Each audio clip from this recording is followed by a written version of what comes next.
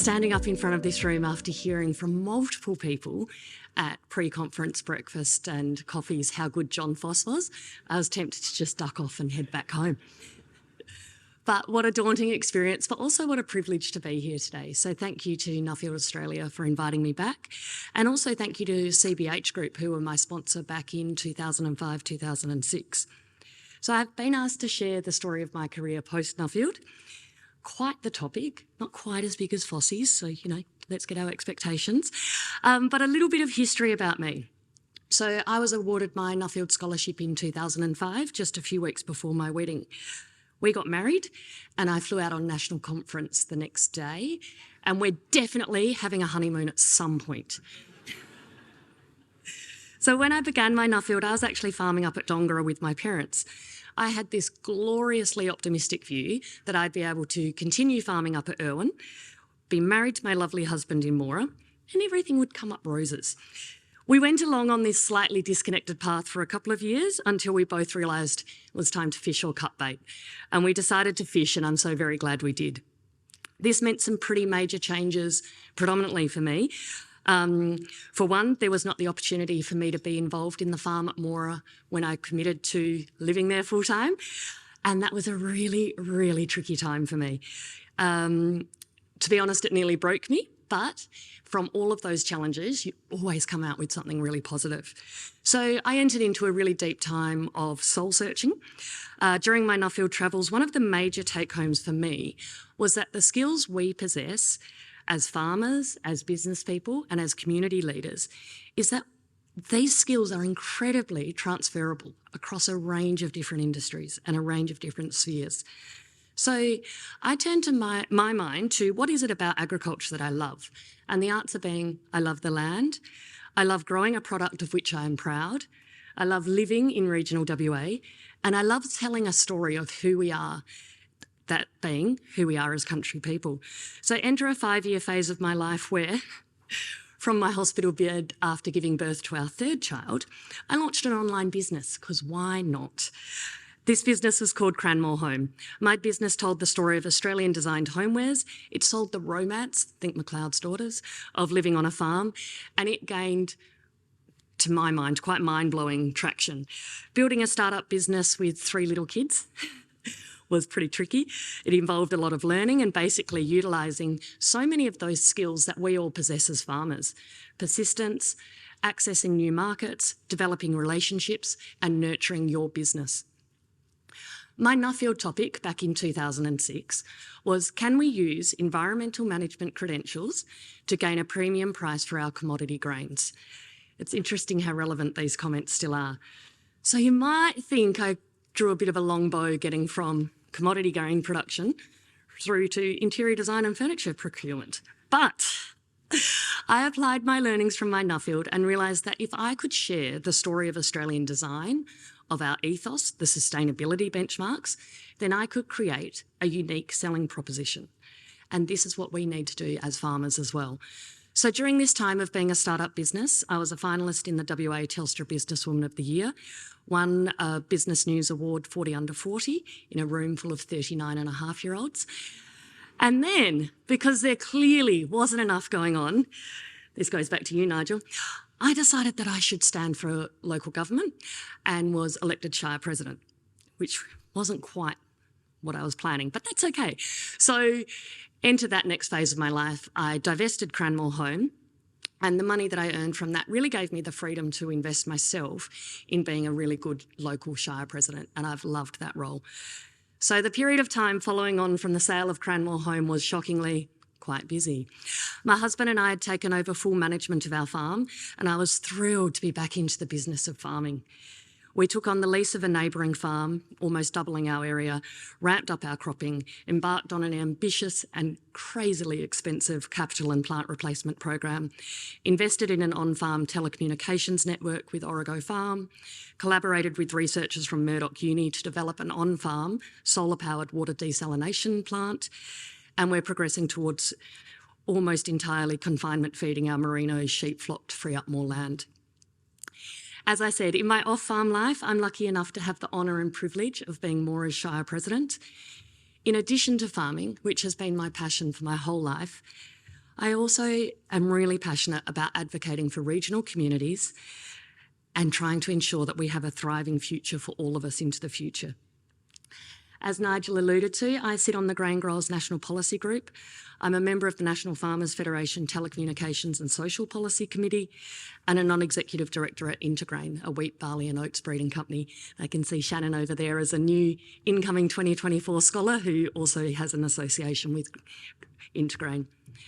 So the cross-section of roles that I have through local government, through industry groups and on my farming, and the broad thinking required as a result of this role has made me realise just how important it is that we, as regional people, as community leaders and as farmers, have a voice at the decision-making table, that we are there in guiding policy development. When I speak about the decision-making table, I mean more than local, state and federal government decisions, but also trying to ensure that we're at the private enterprise level as well. How can we influence the manner in which business is done in our regions, and how can we influence the future of our ag industry? I've found the increasing presence of corporates in the regional context is presenting both opportunities and challenges. In the little Shire of Moora alone, we have Coogin Downs feedlot, an 80,000 head cattle feedlot. We have West Pork's modular piggery. We have CBH Group with a $29 million rapid rail expansion. We have Moora citrus operations, and we have Iluka. We see these businesses in our region investing in their infrastructure, but also putting pressure on our community's resources.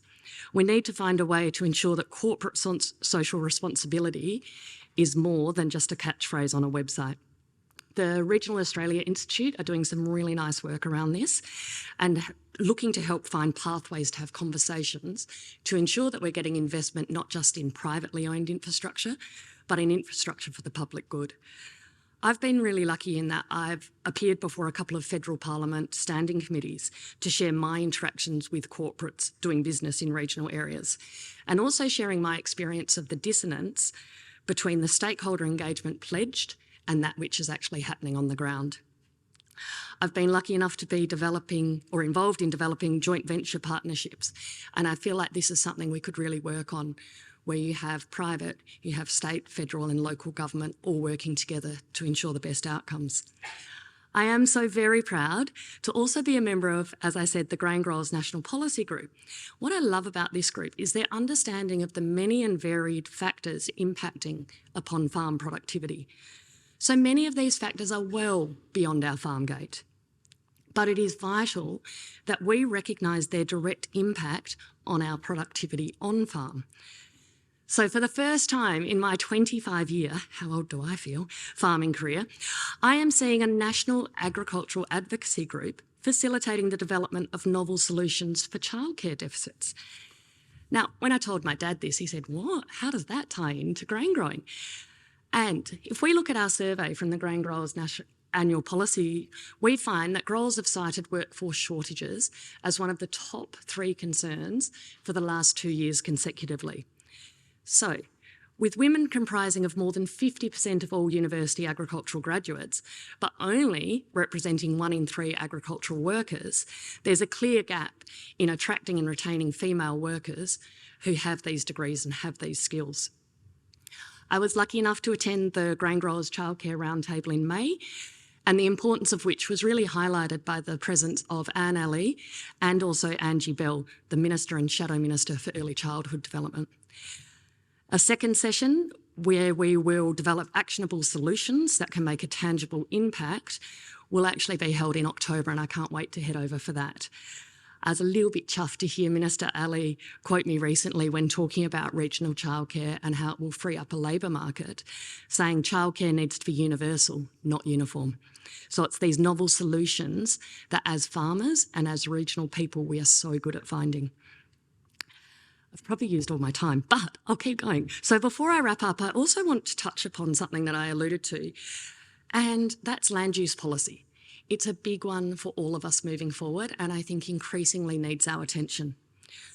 I don't know if Richard Heath is in the room yet, but, hi Richard.